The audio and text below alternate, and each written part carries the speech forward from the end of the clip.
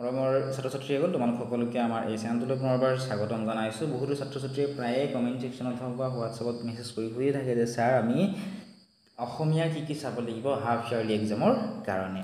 আৰু মনত ৰাখিব অসমীয়াৰ হাফ ইয়াৰলি এক্সামৰ যিবোৰ কুৱেশ্যন পেপাৰ থাকে সেইবোৰ বৰ্ডৰ পৰা কাটিব। গতিকে এই চেপাৰ যিখন ৰিভাইজ চিলেবাছ আছে সেইখন ফ'ল' কৰিহে তোমালোকৰ প্ৰশ্নসমূহ আহিব। গতিকে এইখন তোমালোকে ফ'ল' কৰিবই লাগিব।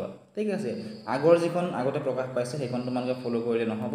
নতুনকৈ এইখন যোৱা মাহত প্ৰকাশ পাইছে, ঠিক আছে, এইখন তোমালোকে ফ'ল' কৰিব লাগিব। এতিয়া চোৱা, তোমালোকে উদ্যোগী সমাজ চাব লাগিব আৰু ভাৰতীয় সংস্কৃতি চাবই লাগিব হাফ ইয়াৰলি এক্সামৰ কাৰণে।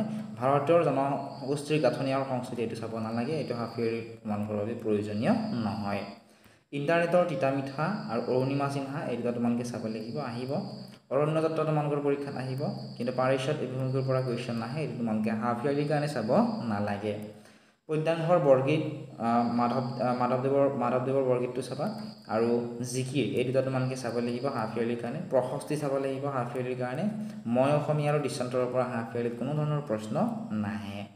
নেক্সট ব্যাকৰণৰ কি চাব লাগিব, প্ৰায়ে ছাত্ৰ-ছাত্ৰীসকলে সুধি থাকে। ব্যাকৰণৰ তোমালোকে নৱম শ্ৰেণীত যিখিনি ব্যাকৰণ পঢ়িছিলা, ক্লাছ 9ত যিখিনি ব্যাকৰণ পাইছিলা, এইখিনিৰ উপৰিও সমাস সন্ধি, ঠিক আছে, সমাস সন্ধি, বাক্য পৰিৱৰ্তন, নত্যবিধি আৰু সত্যবিধি, জ্যোতিচিহ্নৰ ব্যৱহাৰ, খণ্ডবাক্য, জতুৱাত সাজ, বিপৰীতাৰ্থক শব্দ, এটা শব্দত প্ৰকাশ কৰা প্ৰত্যয় আদি তোমালোকে ব্যাকৰণৰ চাব লাগিব। হাফ ইয়াৰলিত তোমালোকৰ এইখিনি প্ৰয়োজনীয়। নেক্সট তোমালোকে হাফ ইয়াৰলিৰ কাৰণে চাব লাগিব ভাৱ সম্প্ৰসাৰণ, প্ৰতিবেদন আৰু আবেদন লিখন। এইটো যিকোনো এটা তোমালোকে অপশ্যন দিয়া থাকিব, অৰ দি পেলাই যিকোনো এটা তোমালোকে লিখিব লাগিব। ৰচনা তোমালোকে চাব লাগিব হাফ ইয়াৰলিৰ কাৰণে। ৰচনা তোমালোকৰ বাবে বহুত বেছি ইম্পৰ্টেণ্ট হয়। 6 নম্বৰ বা 8 নম্বৰ তোমালোকৰ থাকিব। দ্ৰুতপথৰ পৰা 10 নম্বৰ তোমালোকৰ আহিব। অপঠিত গদ্যাংশৰ পৰাও তোমালোকৰ কুৱেশ্যন আহিব। এতিয়া যিসকল ছাত্ৰ-ছাত্ৰীয়ে গ্ৰুপ বি লৈছা, গ্ৰুপ বি লোৱা ছাত্ৰ-ছাত্ৰীসকলে তোমালোকে চাব লাগিব প্ৰাচীন ভাৰতীয় শিক্ষা, বিষাদ যুগ চাব নালাগে, প্ৰাচীন ভাৰতীয় শিক্ষা হাফ ইয়াৰলিৰ কাৰণে চাবা। কানাইৰ ছাত্ৰীৰ পৰা কুৱেশ্যন নাহে। তাৰপিছত তোমালোকৰ ধৰ জাৰু ধৰ ভাই তোমালোকে চাব লাগিব। লগতে ব্যাকৰণৰ তোমালোকে নৱম শ্ৰেণীৰ ব্যাকৰণখিনিৰ উপৰিও ভুল বাক্যৰ শুধৰণি, উপসৰ্গ অনুসৰ্গ, সমাৰ্থক শব্দ, পুৰণি শব্দৰ আধুনিক ৰূপ আদি চাব লাগিব।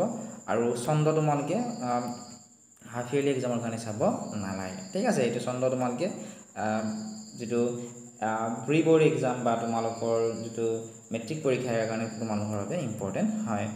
আৰু যিসকল ছাত্ৰ-ছাত্ৰীয়ে গ্ৰুপ চি তোমালোকে লৈছা, অৰ্থাৎ যিসকল ছাত্ৰ-ছাত্ৰীয়ে ৰিজু ভাৰতী তোমালোকে পঢ়িছা, তোমালোকৰ বিষয়ে ইয়াতে কোনো ধৰণৰ কথা উল্লেখ কৰা নাই, কেৱল ইয়াত উল্লেখ কৰিছে যে প্ৰতিটো ইউনিট বা পাঠৰ পৰা 2 পৰা 15 নম্বৰৰ প্ৰশ্ন আহিব।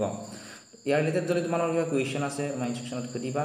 ইয়াৰে যদি তোমালোক PDF-সমূহ লাগে, আমাৰ এপটো ডাউনলোড কৰি ল'বা, ডেছক্ৰিপশ্যনত দিয়া লিংকত ক্লিক কৰি এপত তোমালোকে ইয়াৰ PDF-সমূহ, question paper, question answer, notes, PDF সকলোবোৰ তাত তোমালোকে পাই যাবা। চেনেলটো যদি ছাবস্ক্ৰাইব কৰা নাই ছাবস্ক্ৰাইব কৰি দিবা।